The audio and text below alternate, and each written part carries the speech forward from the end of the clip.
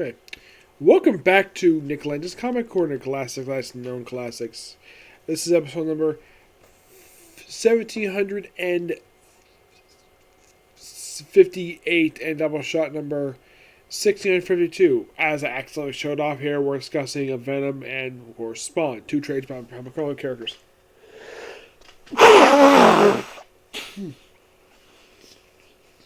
Excuse me.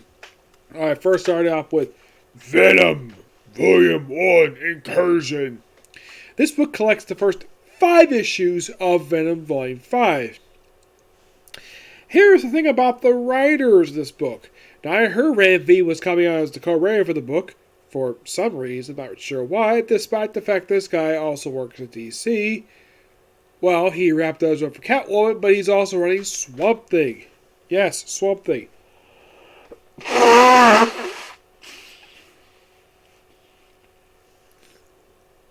This book itself follows the events of several different things basically going on in Marvel Comics at this point. The most obvious is the King of Black stuff. This is launched long after King of Black wrapped up. This also was launched in the aftermath of Extreme Carnage. Yes, because of that particular event, we saw the return of the Life Foundation. Yes, the Life Foundation. And the return of Carlton Drake. Carlton Drake himself has not been seen. I did look this up. He apparently has not been seen in comics since 1995. Approximately 26 years prior to this book. Yes, 26 years between appearances. It was Inspiring and Separate Anxiety, book number 6. That was his last appearance. It was mentioned previously that the Life Foundation became broke over the years. It filed for Chapter 7 bankruptcy. Yes, Chapter 7, not Chapter 11. Not sure why.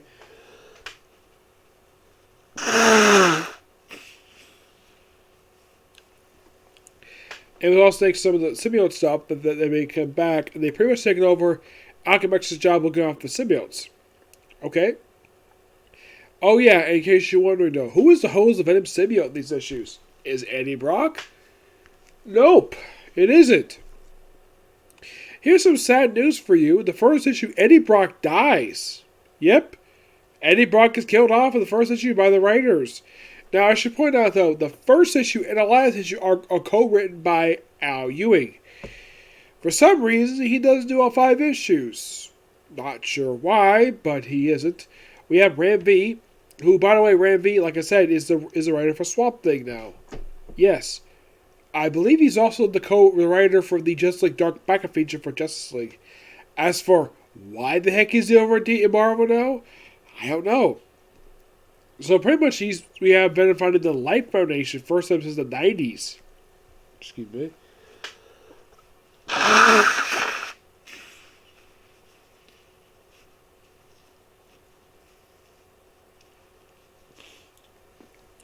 Now, I do have a theory of why they brought back the Life Foundation now. Because of the movie. The very first one, which had the Life Foundation in it, which had it depicted as a pharmaceutical company who can actually finance space exploration. Yes. Excuse me. Yep. That's pretty much what the movie equipment version was. The comic version was more of a science firm. That was wealthy, yes, but they're very evil, and they had a claim, they removed all the Venom seeds from Venom himself, except for the Sleeper, who somehow was able to be created. Yeah, Sleeper does pop up in here, except that Sleeper is not, the current host of this one is not the actual host, but it was actually somebody else. Yeah, for some reason it's like that. Now, Venom himself fights the new King of Black, who is actually not his father. His father's dead. It's an alien named Venom. He fights him later on in this book. And pretty much in a way, like, he also is getting into fights at school, yes. Also, the one thing that was set up at the end of Don Nicholas's run was that Venom would start using chains. Because it was mentioned by him, like, my superheroes I read use chains. Probably reference to Spawn. Yeah. In this book, he barely uses the damn chain. Yeah, he barely uses it. Yep. Oh, by the way, the artist of this book is Brian Hitch. And you're thinking, really? Brian Hitch? That's interesting. After spending several years at DC, I guess he's back at Marvel now. I mean, no one the books he worked at DC, Just Like America, Justice League, and Hawkman. That's books he did the last few years. Hawkman, love that book. What he did with the book was fantastic. Not really big fan. Oh, good. They did post that. Not big fan of his Justice League work or his work he did for Justice League with Justice League America. Just Like America, problem with it dragged out for too long and was humongous production delays. And people know my problems with it with his run for Justice League. But this book, he just did the artwork. Don't need other writing. Artwork is fine.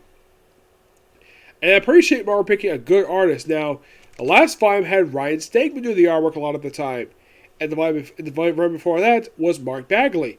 Wow, 3 really good artists in a row. Love it. I love this for Venom. Giving him great artists to work on this book. And it's a good thing we don't have any bad artists in this book. Probably by far, if you can ask me personally, who is the weirdest artist you've ever seen draw Venom? Kelly Jones. No, seriously, he has a very weird style of drawing Venom, where you draw him fighting the frickin' Juggernaut in a miniseries from the 90s. I think the book was written by, it wasn't by Larry Hamm, I think it was by Len Kaminsky, I think it was. But in case of this book overall, it's a good start for this run. I give this book a 9.5 out of 10. Yeah, like in the case of Action Comics Detective, I'm going to get to pick up Venom.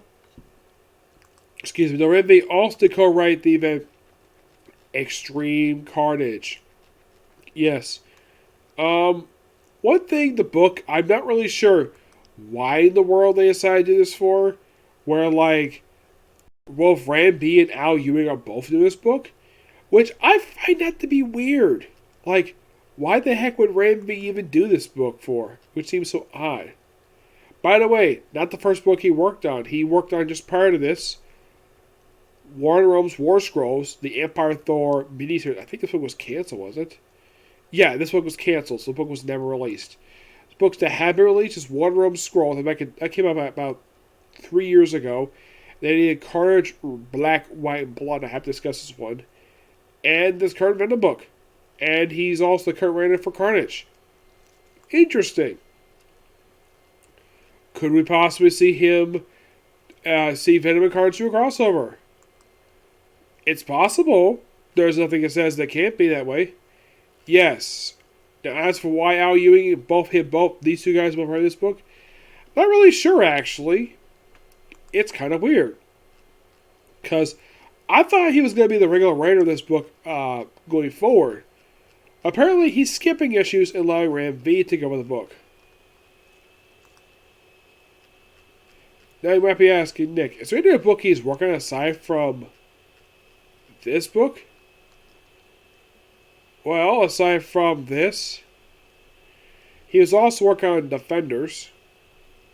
And he was wrapping up his run for... Well, he had just wrapped up his run for Immortal Hulk. But by the time this book started, I think because he's also working on Sword, I think as far as I can tell, the book is still being published.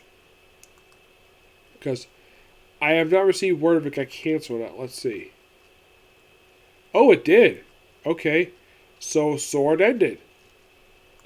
Yeah, this recent Sword book ended after only releasing 11 issues.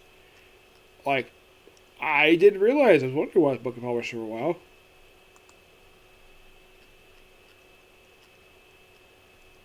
Yeah. For some reason, they decided to stop publishing without me noticing. Yeah, this is his third book now for X Books, basically, when they just stopped publishing it while I'm reading it. So, maybe that was the reason why, because he was also writing Sword at the point. That's probably the reason why he couldn't write the book directly. It is technically possible. That could be the reason why for that.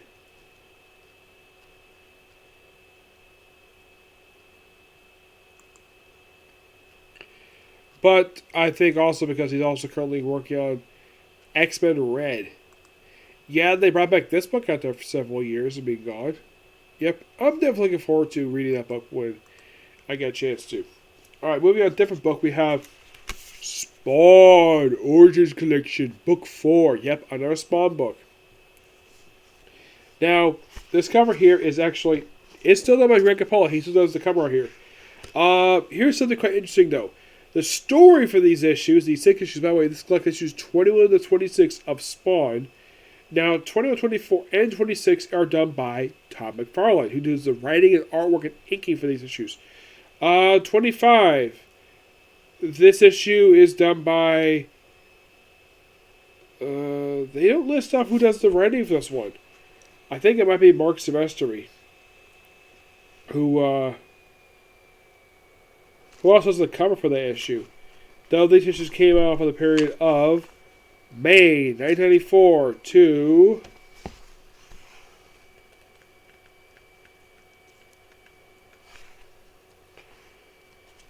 December 1994. That's according to the covers.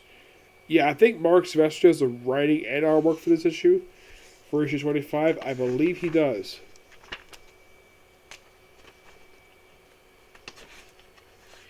Yeah, for some reason they decided to have him take over the book. For reasons. Now, what stuff happens in here? I like the last trade. It felt like basically a lot of simply random stuff.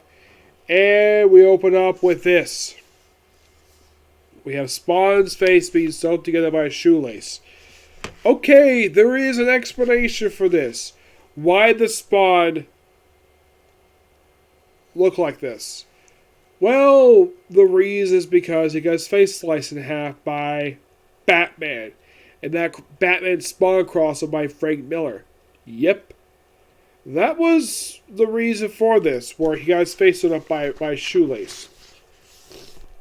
Yes, a shoelace. And by the way, this look for Spawn did pop up for the final issue of Youngblood Volume 1, which I believe was published just after this one. We have Spawn's like, right, there's a bozo in black. As in the Batman. Yes, of course, McFarlane couldn't say Batman because that's who he ran into. And by the way, that one shot is canon for Image's side books. Yes, that's interesting though about that, where for DC it's not canon. In Image, it's canon. Kind of like the Savage Dragon Superman crossover or the Superman Darkness crossover. Yeah. Excuse me. Mentioning about the Violet, one of the spin-off books. And aside from the whole thing with Spawn's face, is there anything really noteworthy happen in these issues, aside from issue 25 being written and drawn by Mark Silvestri?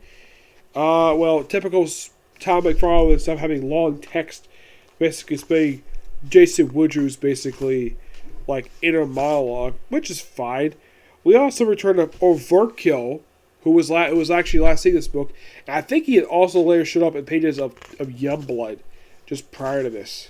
He was before or after this, he showed up Youngblood.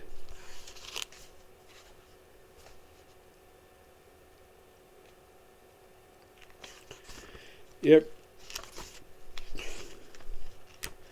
Here's more Overkill. Yep. He's brought back here for these issues because, well... And look, it's Tony the Twist, the known gangster in the book. And here's a little weird factoid about Tony the Twist. He is named after a rapper. When the rapper himself found out, by the way, Tom McFarlane never asked permission for this character named after him. So, because of the fact it's named after a known rapper, the rapper's like, oh cool, I have a bad guy named after me. Oh no, he sued McFarlane over this, and won. So McFarlane killed the character off. Yeah, one of two lawsuits McFarlane was involved with, the other of course being with Neil Gaiman over Angela. He had like issue 23 and with the, I think it's supposed to be like the death of Jason Woodrew, the guy who ordered the death of Spawn. Yep, and we kind of investigated for the next few issues. Now, as for, like, in issue 25, why in the world?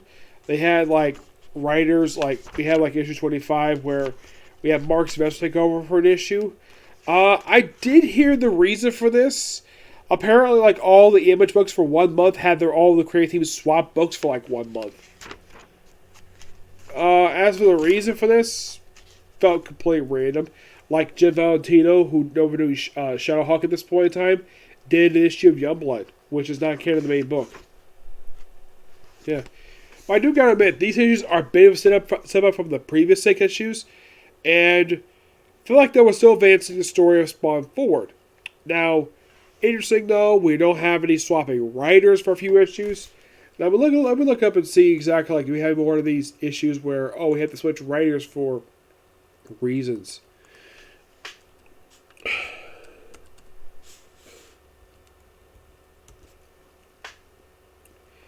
Any, like, first appearance in here? No.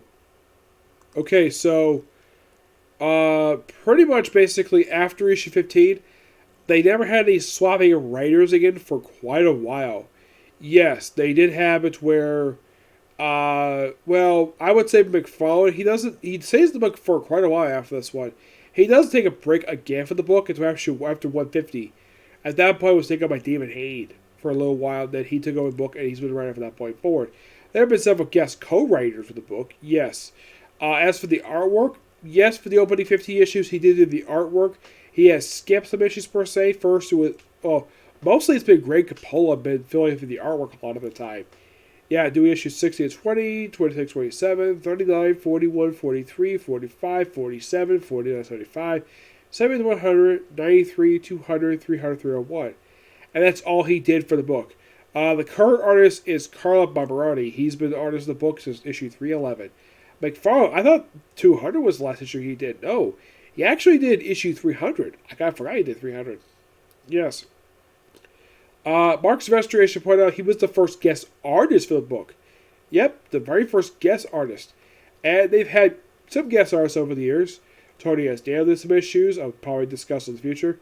Dwayne Turner, Nate Jones, Lee Medina, Matthew Mayhew, Rob Liefeld. Yes, Rob Liefeld.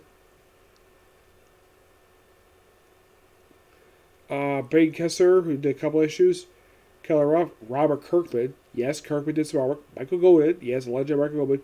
J. Scott Campbell, Earl Orpea, Clay Creighton, and Ken Lashley. I kind of forgot Clay Creighton did that issue because I thought his last book was the issue of, like, Rye. This book definitely is a step up. I give this book a 9 out of 10 because it feels like a step up from the last book per se. Yep. So yeah, that's a particular view. Next one more comic corner, and then it'll be on to Kaguya-sama Love is War. Okay? Next video. Bye.